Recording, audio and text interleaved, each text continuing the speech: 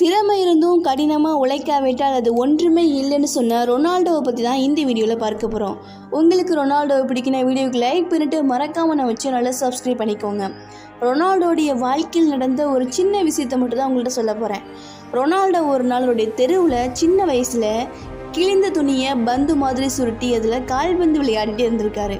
அதை பார்த்த பெரியவர் ஒருவர் ரொனால்டோவை இங்கே வா தம்பின்னு சொல்லியிருக்காரு. அதை கேட்டு போன ரொனால்டோவை பார்த்து, நீ எதிர்காலத்தில் என்ன ஆக போகிறேன்னு கேட்க, அதுக்கு ரொனால்டோ, இது என்ன கேள்வி, நான் பெரிய கால்பந்து பிளேயராக ஆக போகிறேன்னு சொல்லியிருக்காரு.